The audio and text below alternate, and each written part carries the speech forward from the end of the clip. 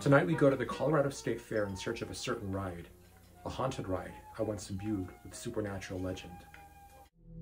I'm Christopher Allen Brewer, author of Selfies from the Underworld and paranormal advisor to several Travel Channel and Discovery Plus programs. As a Lakota Sioux, I was raised with many tribal beliefs, one of which regarded a spirit world. I grew up haunted with several supernatural experiences. My Lakota name is Matod Chante, and the supernatural is encoded deep inside my DNA. So sit back, suspend your disbelief, and all hands on the cart, please.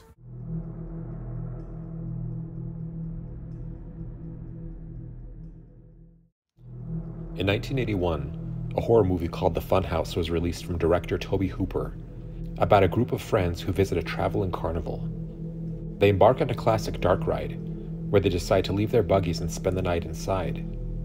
But their excitement turns to terror when they witness a murder and find all of the exits locked, and their story becomes a fight for survival as they are killed off one by one. I always wondered what secrets I'd encounter if I snuck in such a ride after closing. 2 years later, in 1983, I turned 10 years old when Disney's Something Wicked This Way Comes was released. It was based on a story by Ray Bradbury about a pair of boys who find themselves caught up in the supernatural horror of a traveling carnival passing through their town. The carnival's sinister leader, Mr. Dark, of Cougar and Dark's Pandemonium Shadow Show, is able to grant the townspeople secret desires at great cost. Actor Sean Carson from The Funhouse starred as one of the boys in this movie, which, like The Funhouse, became another film I would watch in the summer before going to such traveling carnivals. It made them feel more alive and exciting. One of Mr. Dark's evil attractions was a carousel, which could spin one backwards in years, or forward. I always thought of this whenever I encountered one. Also in 1983, the animated series Dungeons & Dragons premiered, concerning a group of children who are transported into a fantasy realm through a spooky cart ride. They spend the entire series trying to find a portal that will lead them back to the amusement park and home. It was one of my favorite Saturday morning cartoons, and my puer eternus, my archetypal eternal boy, never let go of that expectation that one day he might also be transported to some fantastical place as well. So in addition to the Ferris wheels, carousels, and mirror mazes, it was a given that I would look forward to the Haunted Mansion ride most of all, one which remains very special to this day, always beckoning me with its midnight movie horror show murals after all of these years. What was inside, and where would it take me? As I have most summers for decades, I climb into the Haunted Mansion's cart and am thrust and whirled into the dark. Up ahead, someone screams.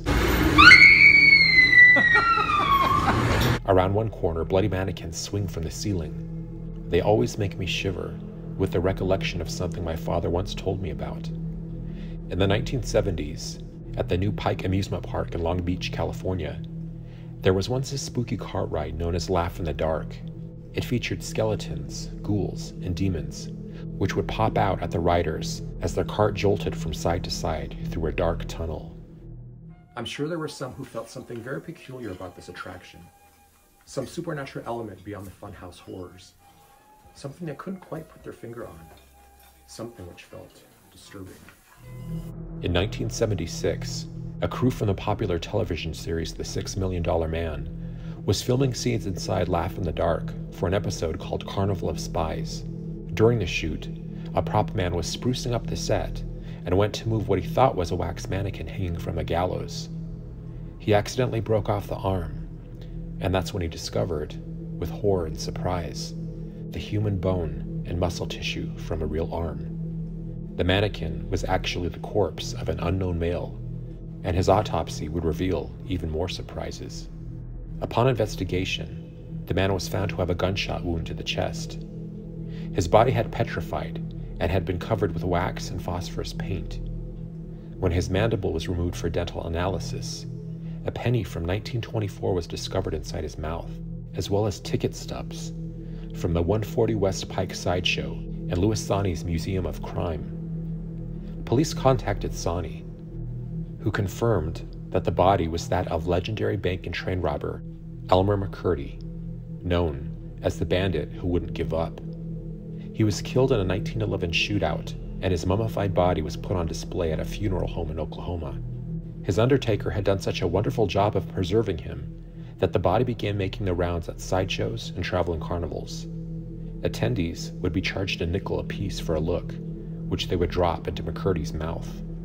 His body even appeared in an amusement park near my hometown in South Dakota. Then it moved on to a Los Angeles wax museum, then was eventually hung in the Long Beach Spook House and forgotten about. When I first heard about this as a child from my father, it was in a vain attempt to stop me from begging him to take me to a nearby traveling carnival, but it only made me more excited, and I proceeded to beg him more. Back at the Haunted Mansion ride, I think of McCurdy's story and scream and shriek with mock horror as the rickety cart swings me to and fro, with half of the things that were supposed to pop out, jump down, or reach out for me malfunctioning. I soon rumble out of the double exit doors, just as my poor Eternus was starting to hope. No magical transportation to another realm. No supernatural forces reaching out to grant me my darkest wish. No deformed killer stalking me.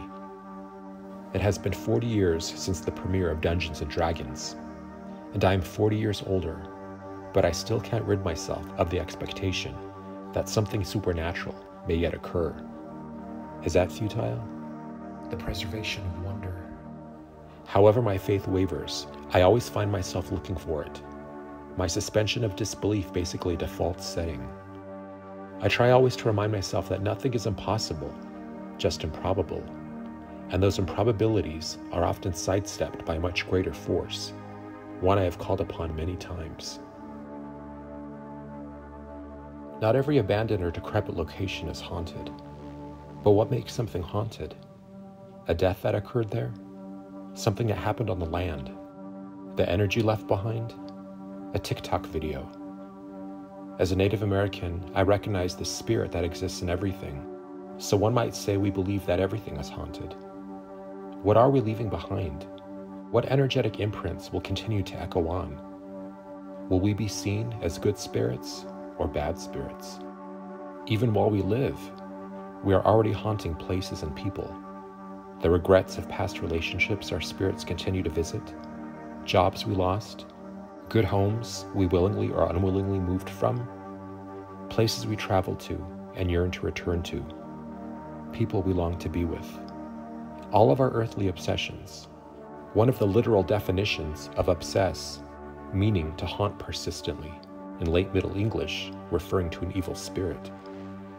And so, I determinedly climb up the metal stairs in front of the Haunted Mansion once again, and the ride operator ushers me to an empty cart.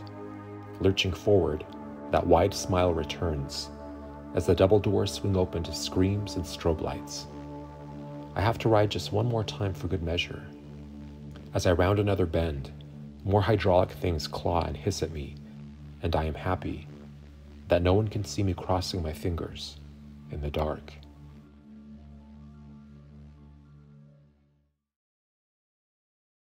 Have you ever been on this ride?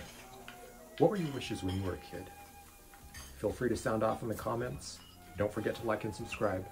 And until next week, thanks for coming.